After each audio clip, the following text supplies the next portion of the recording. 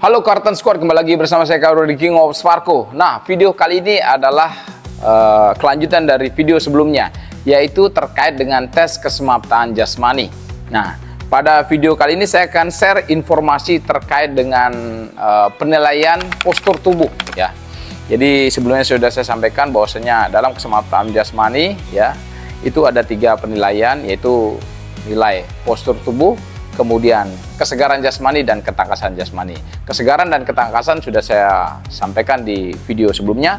Nah, ini ya, di penilaian terhadap postur tubuh ini memiliki bobot 20% dari keseluruhan ya, 20%. Meskipun 20% juga menentukan loh, makanya perlu Anda siapkan dengan baik. Oke, dalam penilaian postur ini ada 3 hal yang diperiksa. Yang pertama adalah pengukuran perbandingan tinggi dan berat badan.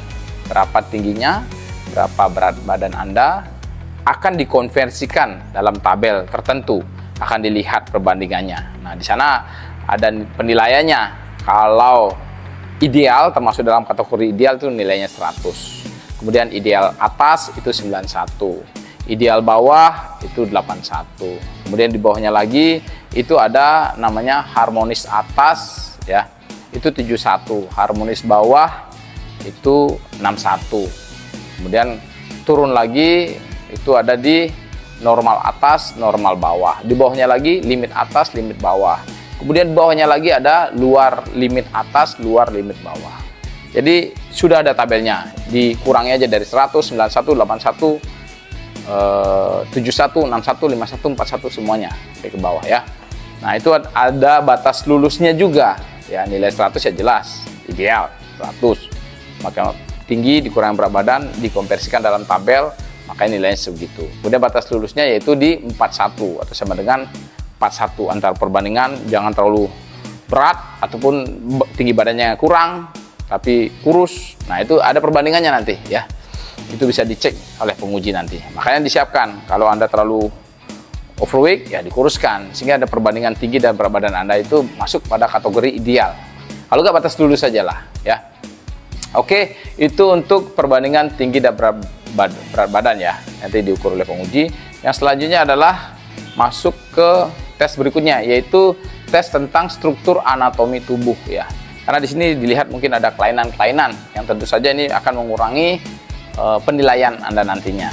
Oke, yang pertama nanti akan dinilai di bagian kepala ya. Struktur anatomi itu dari kepala, kemudian bahu, dada, punggung, pinggul, kaki, tangan, jari-jari, telapak kaki.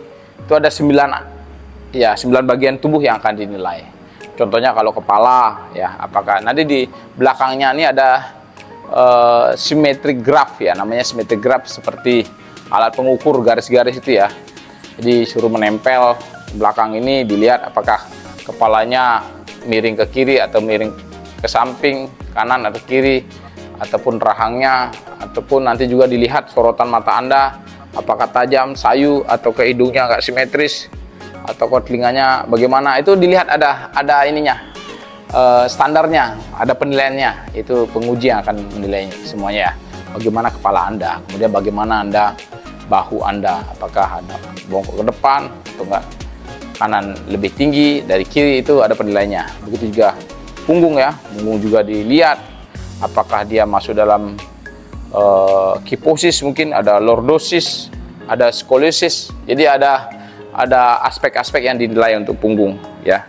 Dada juga sama, apakah rongga dada Anda ini mengempis ya, ataupun tipis di sini, cengkring gitu ya. Itu ada penilaiannya semuanya ya. Sampai dengan kaki, ada apakah XO atau lututnya agak maju ke depan. Nah, kita nggak tahu. Pinggul juga sama, perut juga dicek, kalau perutnya buncit dan segala macam. Itu banyak aspek yang dinilai. Makanya dapatlah postur tubuh yang ideal, yang benar-benar sesuai dengan normalnya ya. Itu akan menentukan. Tangan juga, apakah tangannya bisa lurus, ya seperti tangannya menekuk gini ya, atau ada bekas cedera yang parah sehingga tidak normal. Sebenarnya ada kategorinya, masuk dalam penilaian juga ya. Kalau teman Anda semuanya bagus, penilaiannya ya sudah akan maksimal dalam hal penilaian. Itu ada bobotnya semua ya. Ada mungkin normal, N0 itu normal, nilainya 100, nilainya 100 ya. Sampai ada yang normal 1, normal 2 seperti itu penilaiannya. Saya tidak terlalu paham terhadap ini, tapi itulah struktur tubuh akan dinilai. Itu penilaian kedua ya. Tadi sudah perbandingan tinggi dan berat badan, sekarang perbandingan struktur anatomi tubuh.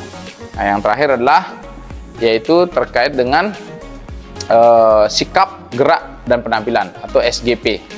Sikapnya bagaimana ya, pada saat diberi aba-aba, geraknya mungkin disuruh maju ke depan jalan, kemudian mungkin disuruh hadap kanan, hadap kiri ya, mungkin disuruh gerakan-gerakan apa yang disuruh itu nanti akan ininya disampaikan oleh penguji.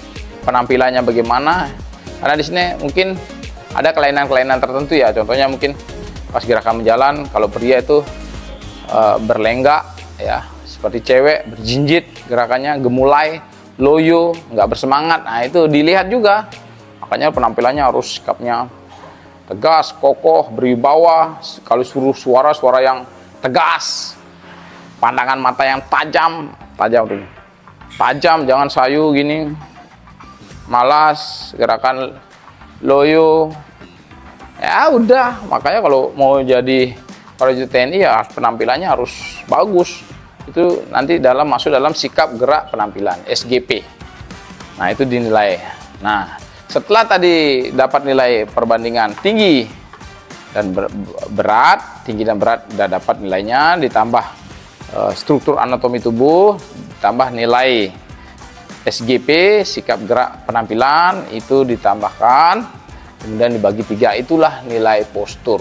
Tapi semua penilaian itu sudah ada tabel-tabelnya, sudah ada batasan-batasannya.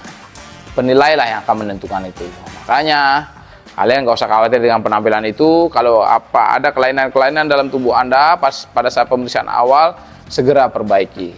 Ya, mungkin ada sedikit kakinya, ada itu ininya, terapinya supaya kaki Anda bisa lurus. Ya, kalau Anda biasa bongkok, ya perbanyak push up sehingga push up dan pull up sehingga badan Anda tetap tegak. Kalau Anda terlalu overweight, dikuruskan sehingga perbandingan tinggi dan berat badan Anda ideal ya. Sementara itu saja penjelasan singkat saya terkait dengan pemeriksaan postur tubuh, di mana ini memiliki bobot 20% dari nilai keseluruhan.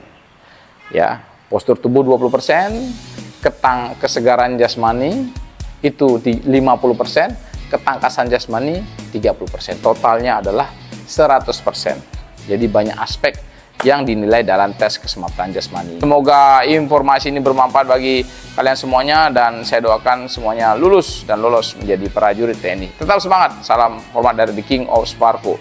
Karten Tactical, always forceful. Karten's Tactical, always forceful.